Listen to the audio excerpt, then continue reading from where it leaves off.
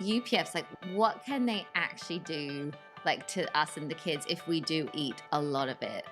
Stabilisers, emulsifiers, preservatives, colours and artificial flavours to basically improve the shelf life but also to enhance the taste. Some of the foods on the list that you put in this have actually surprised me.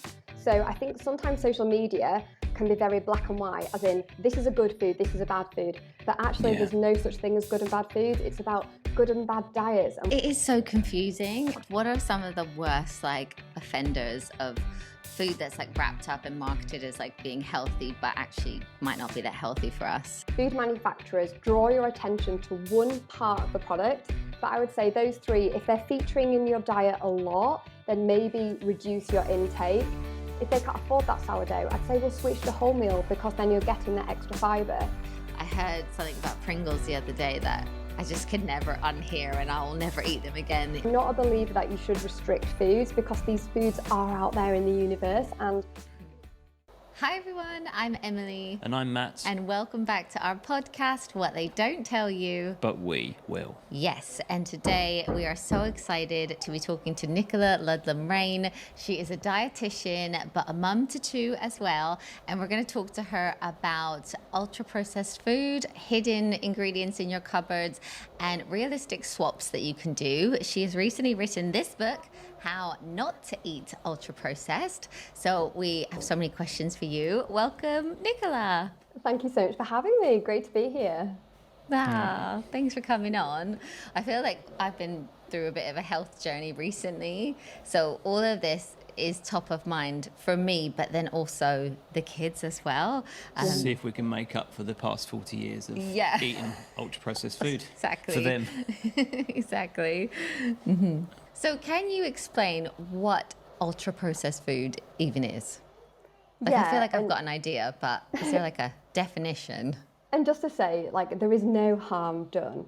But basically, ultra-processed foods, or UPFs, are foods that have undergone significant processing. So they are created in factories. They can only be created in factories, so you can't create them at home. They're usually hyper-palatable, easy to eat, so think your Norris, Pringles, Skittles. And often these UPFs have got really long ingredients lists. Many of those ingredients you will not find in a home kitchen. So you're talking stabilisers, emulsifiers, preservatives, colours and artificial flavours to basically improve the shelf life but also to enhance the taste. However, there are some real issues with the definition of UPF because they come on a nutrient and a health spectrum, and that's what my book's all about. So the newer research says that you can't lump them all together. For example, you can't compare the hummus in my fridge with one single preservative to a tub of Ben & Jerry's. But of course, there's space for all foods within the context of a healthy and balanced diet. Because in the book, it's quite nice how you almost have like a table of stages, or like, kind of goes from like whole food to then a slightly processed food and then a bit more and then like an ultra processed food. And some of the foods on the list that you put in this have actually surprised me. Like, I guess that's the point. You're like, oh my gosh, like I didn't realize bacon, for instance, is like the most ultra processed of the stages. So it's so interesting, and I guess we'll get onto it. But these like say, I guess you can't compare like hummus to ice cream, because would the hummus be at a different stage to the ice cream in terms of like ultra processed? Yeah. Does that make sense? There's a major problem with the definition because it encompasses both really healthy and nutritious foods, and then foods that are perhaps still taste good, but they don't give us quite that level of maybe protein, fiber, micronutrients. And actually, I would say like the worst offenders to health are like no real surprises, like the fizzy drinks, whether they be sugar sweetened or artificially sweetened, because you're not getting any nutrients from them. And then you mentioned it, so like your processed red meat. So it's not about saying you can never have these foods, but it's about saying that 80% of your diet, the main part of your diet, should be whole foods, high in fiber, lots of different colors. And I always say the 80-20 rule. If you are living a healthy, balanced diet the majority of the time, then the other 20% can be for your soul foods, and there's going to be no detrimental impact to your health. The problems arise where basically you are having lots of these ultra-processed foods that are also high in fat, salt and sugar. Foods that I suppose typically we'd class as junk foods, foods that when we eat a lot of them, they don't tend to make us feel so good if we have them lots of the time, but every now and again, it's a-okay. So what actually inspired you to write your book then, Nichola? Was there a catalyst? Something start it? Yes, I think as a dietitian, I've been a dietitian for over 15 years now, and I love busting nutrition myths and also providing clear guidance, as well as helping people to eat more whole food. So showing how they can do this in a really easy way, but also how to navigate the convenient and delicious ultra-processed foods that we've got on the market. Because we don't just eat for physical health. Food is there for enjoyment, social connection, and culture.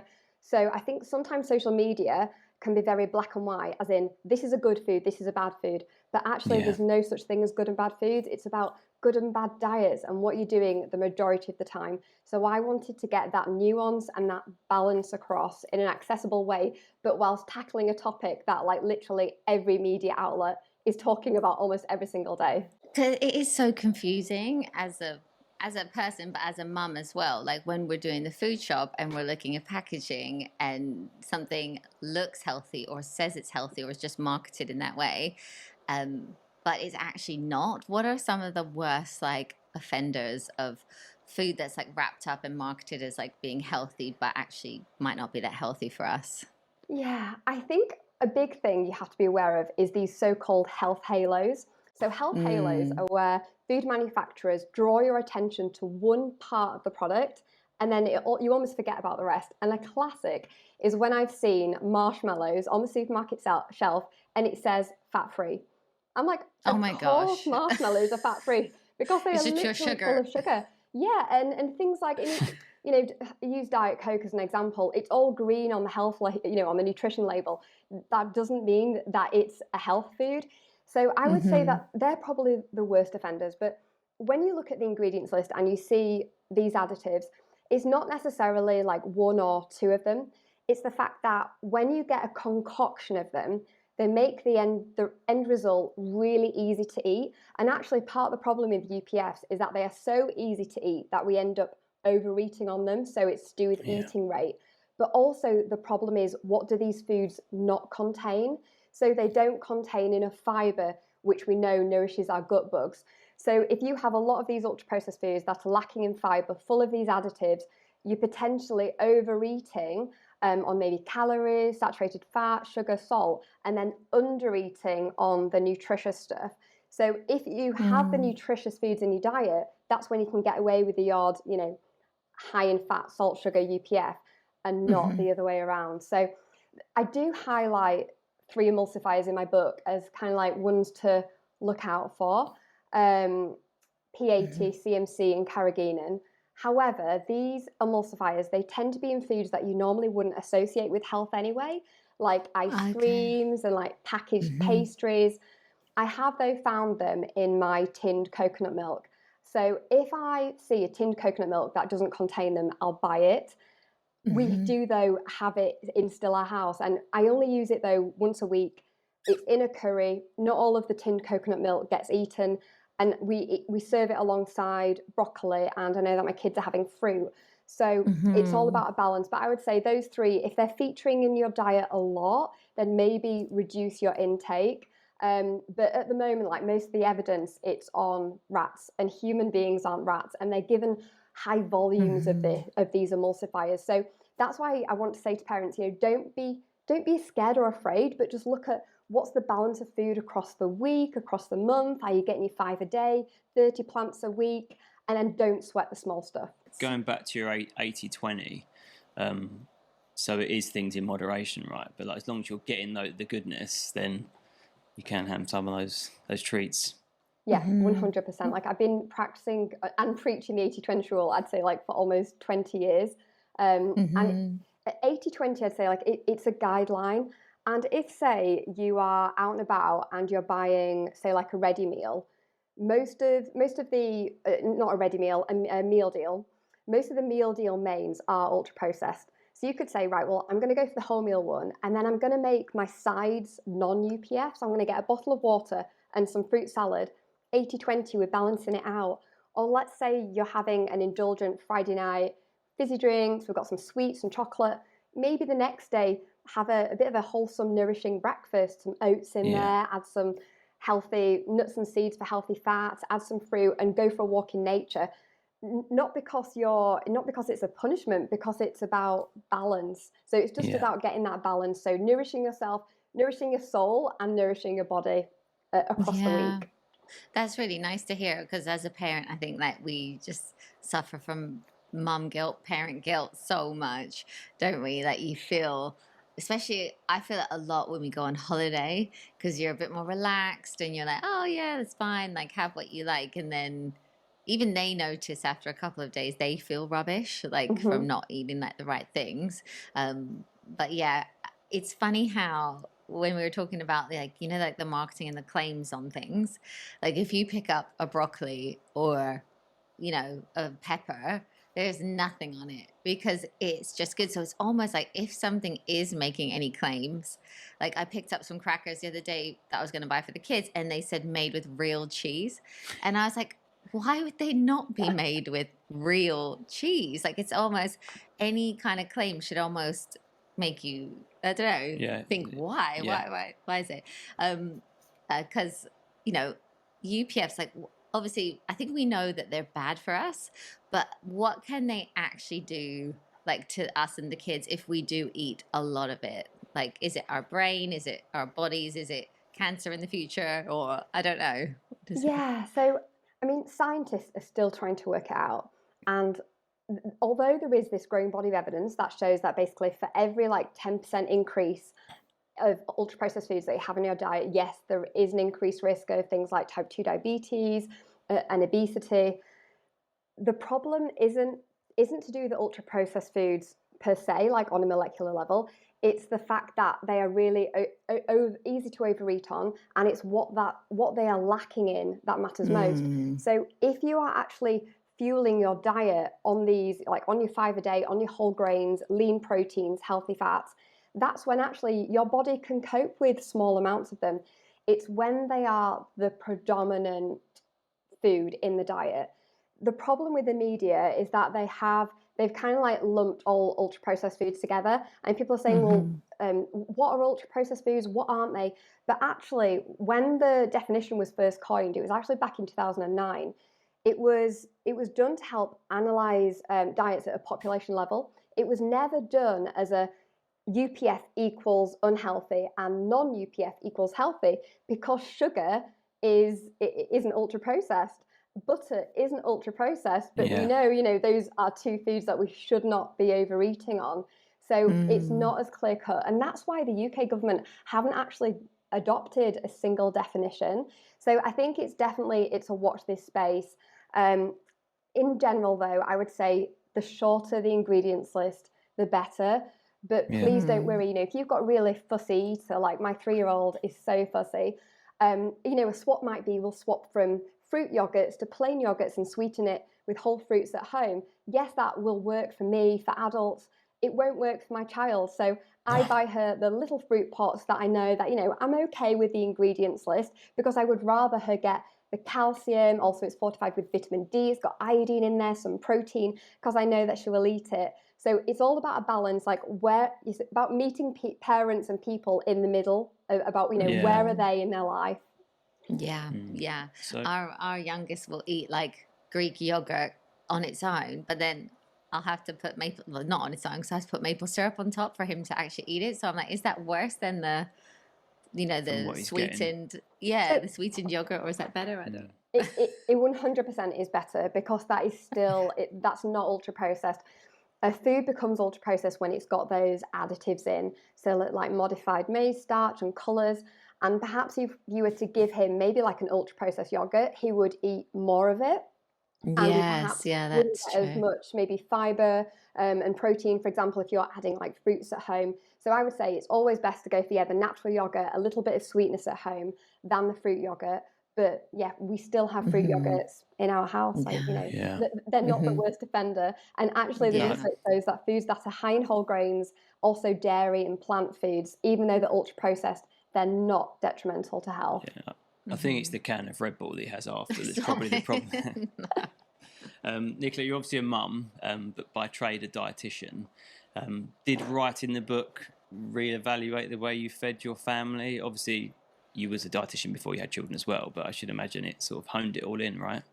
Yeah, do you know what? This is a really interesting question, because I would say that probably for the past like 15 years, our diets and my view on foods haven't really changed until I started writing the book. And because my eldest son has got multiple food allergies, so he can't have dairy, eggs, some nuts, a lot of what I have to give him is ultra processed by definition. So his oat milk, the spread that we buy, his yogurts. So I have actively chosen to change our bread to a much shorter ingredients list. So we now go for either Jason sourdough or Tesco own brand sourdough, because I know that it still fits within our budget, and it's one less ultra processed food that we've got in our diet. Yeah. Other patients though, if they can't afford that sourdough, I'd say we'll switch to wholemeal, because then you're getting that extra fibre. And then personally, I would say I used to have, like, if we were going to go out for a drink and I wasn't drinking, I would say have like a Diet Coke. My diet fizzy drink intake has definitely gone down. And I'd much rather have like a coffee or even like a sparkling water or Yeah. slimline tonic. However, like a caveat is that I was at an event the other week and I met a 22-year-old influencer, and she was telling me how she has one can of Diet Coke a day. And my immediate thought was, that sounds like a lot. It's an ultra-processed drink, affects some teeth health. But then she went on to tell me that she has completely overhauled her diet. She's eating more whole foods. She's stopped smoking. That one can of Coke is nothing. That's her little vice, little treat. That's the 80-20, right? Exactly. Yeah. So it's all about like the context and the background. And I would love to just like, while we're talking about food, I find it so interesting because you're a dietitian, I guess, to find out what you would feed your kids. So like, say snack wise, like, because my kids are always like, can I have a snack? Can I have a snack? It just seems constant. What kind of is your go-to snack as a mum? I'd say my go-to snack when we're out and about, well, I quite like those naked bars, because they're not ultra processed in my eyes. They've got a little bit of natural flavouring, but you can buy natural flavouring online. You can literally make naked bars at home. I think like fruit is a great one when you're out and about, but when the kids come home from school, I always do like a snack tray, one of those little picky ones. I think I've probably seen you make tons of them, where there's a balance. So my eldest loves veggie sticks. So there's always some like cucumber, some carrots, some hummus. There's some breadsticks with a nut butter. There's some fruit. But then there is some Pom Bears and like an Oreo. So it's all a balance, and it nearly all gets eaten. And sometimes he goes for the veggie sticks first. So that's how I like to present things. Yeah, just like really balanced. And I'm not a believer that you should restrict foods, because these foods are out there in the universe. And we will get sweets on a Monday after school. And I find that this is really helpful for me, because the kids, if it's a Wednesday, like, oh, can we go to the sweet shop 'cause it's on the way home? And I just say like, no, it's not Monday, and it just ends things. So we get a small pack of Haribo or something on a Monday. So even as a dietitian, I do allow my kids these foods, but it's within the context of a balanced diet. Yeah, that's good. Okay, so you've obviously mentioned that you give your kids ultra processed foods. Obviously not a lot. How do you talk to them about it and the possible food anxiety they might get from it? Because I know, like with ours, we're just talking about Doritos and stuff, etc. It's it is hard. Like, if the kids are like, "Can I have Skittles?" I can't help but say, "Oh no, it's like it's really bad for you," and like I can't help but dress it up as like, it's I don't know how to talk about it. And it's really hard, and I suppose your kids are older than mine, so they may have heard of the term ultra processed, whereas my kids are a lot younger. But even, for example, my eldest came home from school and said, we've learned about healthy eating. And then I did him this snack tray with a biscuit on. And he said, Mummy, why are you feeding us unhealthy foods? And I was like, oh my God. I know. Anyway, with what you do. Of all the people, yeah. I know, like he quickly got over it. But so I think there's a big problem between, like, we should never label things as good and bad, but it's the portion size and frequency in which we eat those foods that matters. When it comes to sweets, so my son loves Skittles and fruit pastels, but sometimes I have a hard no because of his teeth. I'm like, Henry, you've had that, so it's going to be a hard no. But really, I think I talk about foods much more positively. So I talk about the foods that they should be eating more of. So For example, I know that my 6-year-old loves running fast. So I talk about how the chicken is going to be really good for strength. The carrots are going to keep him healthy. Potatoes help us run fast, because I know that that resonates with him. With my 3-year-old, she really wants long hair. So I talk about, well, this will help your hair to grow long. So I talk about much more like positive things. And then if we are having, say, like something, like Ben and Jerry's, I think it's about portioning it out into a bowl, sitting down and enjoying it mindfully. And then like having a barrier, we're having this and then it's going away. Parents, the job of a parent is to like supply the food and give eating times, but ultimately it's up to the child to eat it. So it is okay to instill barriers if you've already got that balance, which it sounds like you guys have got. Yeah, it's like portion, isn't it? I mean, like everything's massive grab bags now as well, isn't it? It's not like a portion for a child. It's like, oh, let's get the massive bag. It's like, well, no, you're still going to only have a handful of those. Yeah, we are probably guilty of like, we always do a movie night on a Friday. So, we get treats in, don't we? Like sweets, popcorn, sit on the couch, probably don't eat it that mindfully, but we probably have a bit of a blowout on a Friday. Yeah, but I know it's just a Friday. Like Nicola's saying, we should make it a like balanced tray so that you've got those, but you've also got like some fruit. Well, we do the fruit sometimes. Yeah, actually. do fruit. Yeah. Yeah, but sometimes I do worry about the state of our snack drawer. Like we have some good things in it, like I said, popcorn and like they're like yogurt and fruit and things. But then also like some of them love like Doritos and crisps, Pringles. The Pringles, which I heard something about Pringles the other day that I just could never unhear, and I'll never eat them again. It said that they're called Pringles, and not like they used to be called Pringles chips or Pringles potato chips, but they had to take out the potato chips because there wasn't enough potato in it, and it's essentially like a paste that they make. And I was like horrified. Yeah, I would say that Pringles they're a type of ultra processed food that you definitely don't want to be having daily, if not maybe weekly. So Pringles are a great example of how they are basically formulated to sit in the mouth and then literally melt. So it's almost like your brain isn't really registering, that the calories are going in, and they are so easy to eat that's why they're easier to overeat on. That perfect combination of that salt and the carbohydrate gives us instant energy, and then we're left feeling hungry, later on. I would say, like you mentioned, the Doritos, there's a couple of things that you can do. I mean, firstly, yes, you can make your own at home, but, sometimes if you've got a teenager, they're not going to want, homemade, even like tortillas in the oven. If you've got the Doritos, you maybe go for the plainer ones, shorter ingredients list. You can go for more like your kettle crisps. Technically, they're not ultra processed because I think they're just like potatoes, oil, and salt. That doesn't make them a health food though.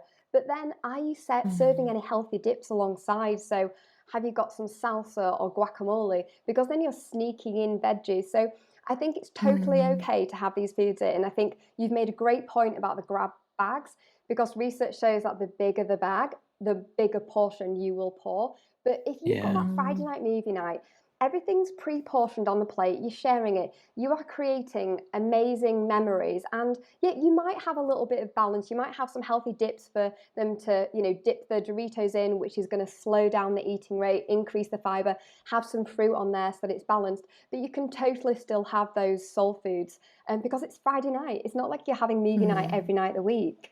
Yeah. Love that. Yeah, I love that as well.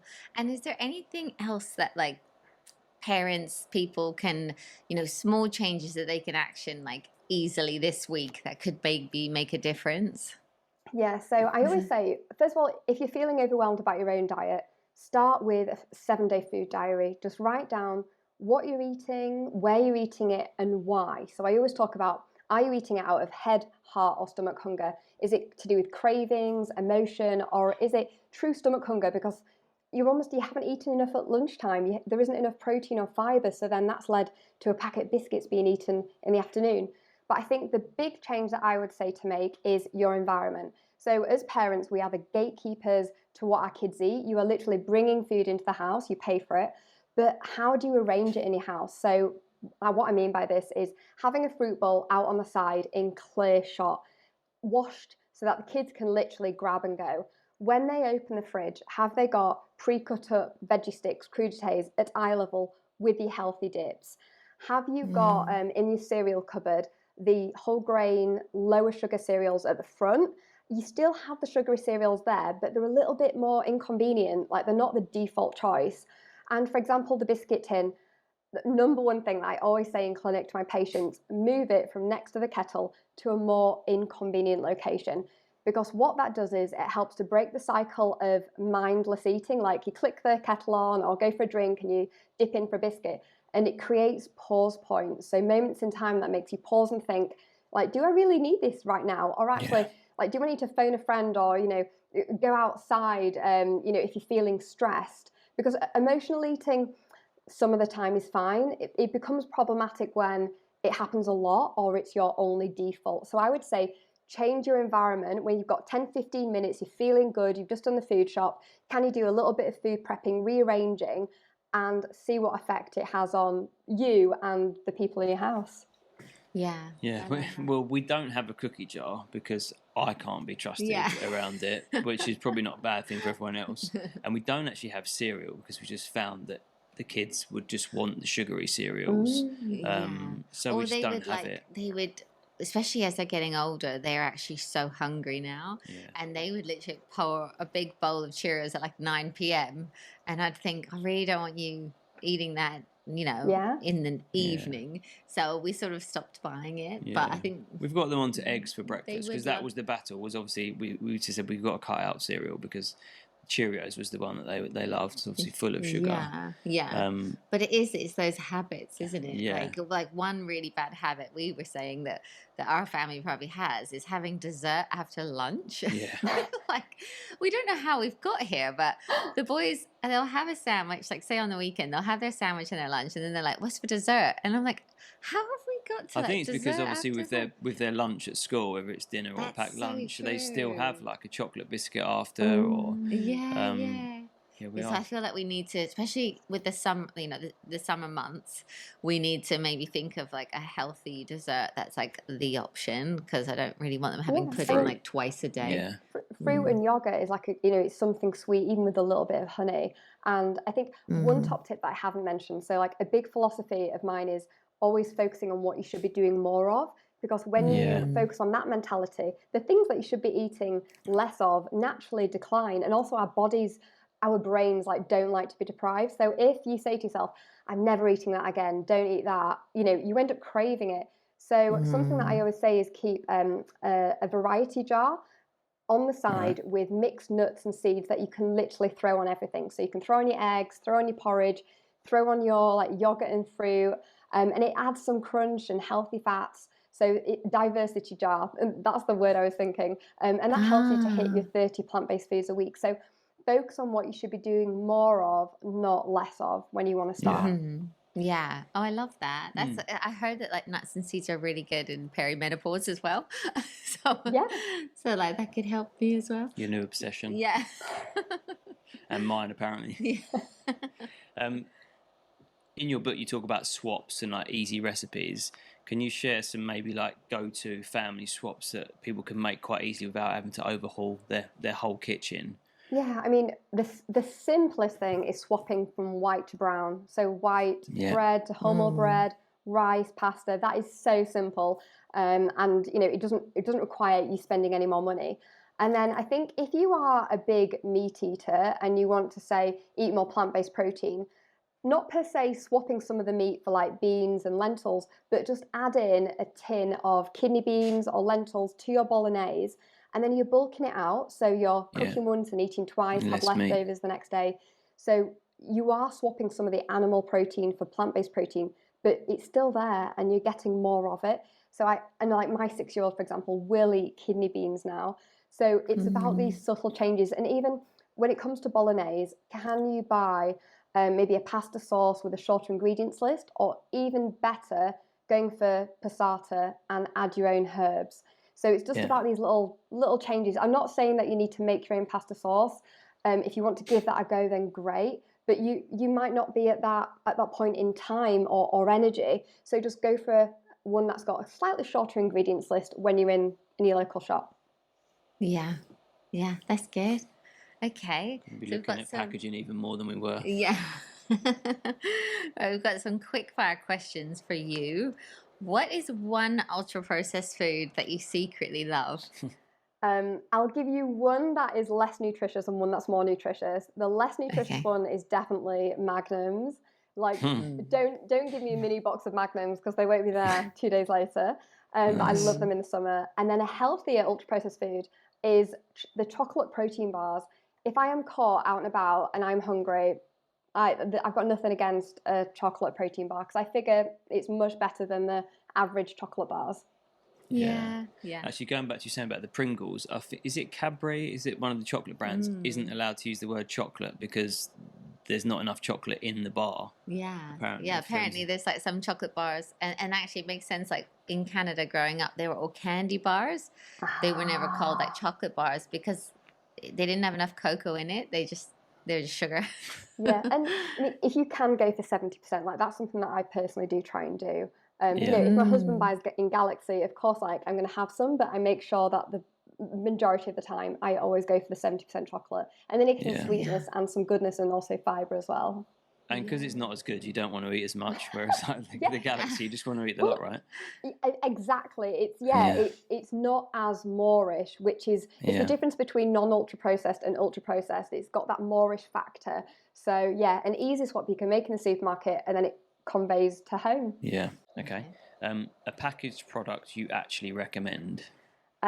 This is one for kids and adults too. Omega-3 fish fingers, especially for people Oh. who don't eat oily fish. So, although I do give my kids, I call it tuna pasta, but I use tinned salmon.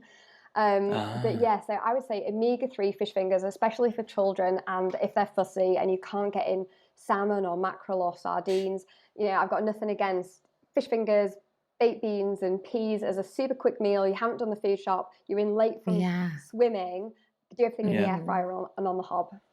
Yeah. Oh, I love that Yeah. because I feel like we've like stopped the fish fingers as much like now that they're Yeah. Now we've older. got past the beige stage. Yeah, yeah, but then that would be good to like have You in can the get posh freezer, Yeah. fish like if we fingers. ever. Yeah. Yeah, Because our yeah, eldest, he eats a lot of salmon, doesn't yeah. he? And the other Yeah. two will eat tuna. But They'll yeah. eat anything with teriyaki sauce on it. So Basically, that's the trick. maybe Sugar. try tinned salmon Mm. Yeah. instead of tinned tuna because tinned tuna doesn't contain the healthy omega-3s. So yeah, see if they'll have Okay. that. Yeah. Yeah, yeah. Okay. Okay, I love that. And what's one aisle in the supermarket that you think we should shop more in? Do you know what? So a patient once asked me this, and they said, "I really wish that." It was a diabetes clinic. He said, "I really wish that all of the healthy foods were just lumped all together." And I said, "Well, they kind of are. Yeah. Like it's the first section they get that you go into, the Yeah. fruit and Fruit and veg veg. section." But not forgetting that actually your frozen fruit and veg actually contain more nutrients than fresh. So definitely stock up. Ah, They're often easy to prep, don't go off. And also your tinned fruits, as long as they're canned in fruit juice, my child loves the tinned fruit salad. So yeah, I think it's the yeah, fruit and veg and maybe visit the frozen berry section and vegetables. yeah. And then Okay, one love you'd that. skip. I would say maybe the cake aisle, unless it's a special occasion. Yeah. Yeah. That is an ultra processed food that I love, the carrot cake. So yeah, just a bit like you don't have a cookie jar. If you know that you can't resist something, just control the amount of times that it's brought into the house. It's not a no-go food. It's just you're controlling your food, your immediate food environment. Yeah, Probably and says then it's more about us, special. doesn't it, that we have to like not have something in the house. Yeah, Like yeah. we're obviously addictive It when we is, yeah. You're the worst with like yeah. Easter chocolate or Oh, eggs and stuff. We have to hide. We all hide them from Matt because you'll just eat them, won't you? like a dog. Yeah. Easter eggs are lethal. I think we bought a few of these mini Yeah. ones and literally, and you would never normally consume that amount of chocolate if it was just in a No. bar. So I don't know what they No. do with it. Totally. Yeah, I don't know if it's like really satisfying the way you break it up Well, and like, we was away for Easter, and the kids got some stuff, and they came back with stuff. But I said that you're gonna have to hide it because I was not gonna eat it. But then I said to him, and I was like, "Can you just go and buy us some Easter chocolate?" But we'd missed Easter, and there was none of it in the shops. I was like, yeah, "Oh my god, I'm craving you a missed Cadbury, out. just a Cadbury Easter egg, just the egg." So good. Yeah. All right, I've got one more quick fire question, which is okay, finish this sentence. What they don't tell you about feeding kids is. It's bloody hard and Yes. no child is ever the same. So even if you bring up both children in the same household, same genetics, one may have a completely different food preference. And, you know, for example, my son was such a foodie, even though he's got food allergies. My little daughter, I think she lives off like bread and cheese and yogurt with some lollipops. So yeah, and then also, you know, don't fret. You know, if you've got a fussy eater, just remember that role modeling, exposure, and consistency is key. So yeah, I don't think I was told about how hard it was. I just thought that all kids would eat, no matter you know what their age and what you gave them. Yeah, you do sort of like you don't realize that you know you actually have to teach them like how to eat, and then it takes so long for them to actually like some of the Well, then, foods. yeah, you find yourself having to go at them about what they're eating, and at the end of the day, you feel really guilty because you're like, oh, that was my job, my one job. Well, no, but and like she said, like role modeling. Yeah. So it's like they're looking at us, aren't they? Yeah. They say, you know, they don't do what we say, they do what we do, don't And they? as they So get older, like they're looking at their peers as well. So yeah, we do try and have like a family meal, like at least once a day. If you can do that, great. And my son now has broccoli. If we have like a chicken curry, we call it like broccoli dippers. And I think my daughter did actually once eat broccoli because she was watching my son, not us. So yeah, the siblings can be role models as well. so true. Yeah, to be fair, the eldest is a good role model Yeah. when it comes to eating. Yeah, but then I think as well, like as they do get older, like if anyone's listening to this that is thinking, "Oh, my kid just won't eat," they do get to a point where they are actually really hungry. Like our 14-year-old now, like he's eating more than we could, you know, Wow. because I think because he's just growing, he actually Yeah. needs more calories than us. So it will get to a point where they will just be starving and they will eat. And you'll be moaning about your food bill for other reasons. Yeah, definitely. Yeah. Okay. And what do you hope that parents like take away from reading your book? Like what's a like if they could take one thing away from this, what would you want it to be? I hope that parents take away the fact that it's not automatically a case of ultra processed food equals unhealthy and non UPF equals healthy, because it's much more nuanced than that. And it's about eating more whole foods and not overhauling everything at once. Because I mean, that's why my book is divided up into weeks 1, 2, 3, and 4. We go through snacks and drinks, breakfast. So it's one day at a time. And just remember, half of it is common sense. If you've got more whole foods, more single ingredient foods than your ultra processed foods, then you're going in the right direction. Yeah, yeah, definitely. And like you said, like keeping a diary, it is so insightful. Like when I went on a bit of a health journey, I did that as well, and it really makes you look at yourself, doesn't it? And like what you're actually You're embarrassed eating. to write it down as well. Yeah. Oh, it did prevent me sometimes from if I thought, oh, I don't want to eat that because I have to write it down, and it's actually not good. You're accountable. Yeah, yeah, definitely. Do you know what? It is accountable, and it shows people where they need to be going. And I always remember I used to run 12-week weight loss groups in the NHS. And one girl, she came back, lady, and she said, "Oh, this food diary really stressed me out." And when we asked a few more questions, it turns out that she was basically grazing all day, so she was having to go back to the food diary all day. So I'm not against snacking, but grazing, you need to, you know, your body needs breaks between meals, and actually we need then to transform the food diary into a bit of a structured meal plan. So honestly, it's so insightful. It can tell you why you're eating. Is there a problem with the eating habits? It makes you more accountable, so it makes you think twice, and it makes you think, you know, are you hitting your 5 a day, your 30 plants? So yeah, doing a food diary works on so many different levels, just for a week or two. Yeah. Maybe we should do it with the kids so they realise. Okay, well, I don't yeah, no, okay. Definitely. Thanks today, Nichola. We like to end all of our podcasts with one question, especially if you're a parent. What's one thing you wish you'd known before becoming a parent? Doesn't have to be topic related. I love this question. So one thing that I really try, a message that I try and get out there, and that I didn't know with baby 1, but I did know with baby 2, is that I wish that I'd known that you don't need to bath your baby in the early weeks, and actually not bathing them can be beneficial as long as you know that you're wiping all the different areas. And when it comes to moisturising them, don't use a moisturiser that contains a food like oats before they have ingested it. So if, for example, you've got an oat-based moisturiser and your child's got eczema, don't use it until they've like eaten porridge oats, because food should go into their mouth first rather than onto eczema skin, which is a lot more permeable, because that can basically trigger food sensitivities. So yeah, I didn't know that with baby 1, and baby 2 doesn't have any eczema or food allergies. So yeah, I wish just I'd add known that that. to your mum guilt. Yeah, Oh, yeah, yeah. know what? Yeah, exactly. That's it.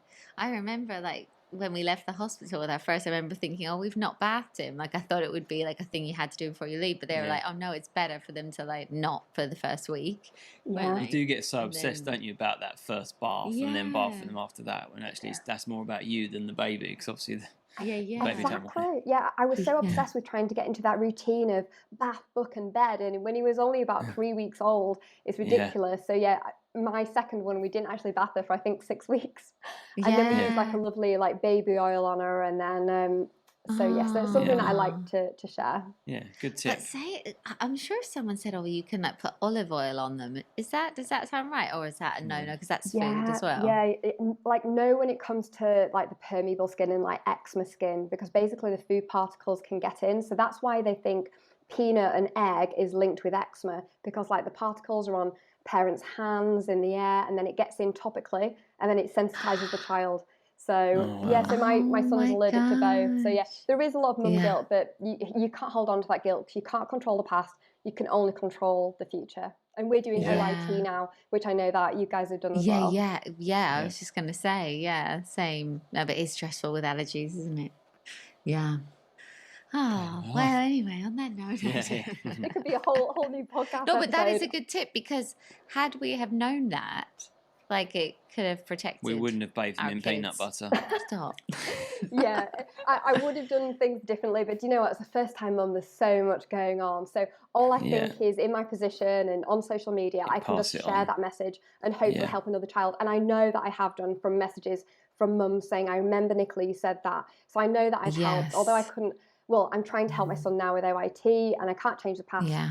Like, I'm just trying to share that message for future mums and dads. Oh, brilliant. Yeah. Oh, well, thank you so much. Yeah, thank you. We'll put all of the details to your book and like your Instagram and everything in the notes of this show and in the description of the YouTube video. But yeah, it's amazing. The recipes in it, like there's so much information as well. So thank you. And thank you all for listening and for watching. Don't forget to comment down below if you have any questions at all, and to rate, review, follow, do all the things wherever you listen to your podcast, and we will see and you'll hear us in the next episode. Thank you so much. Bye.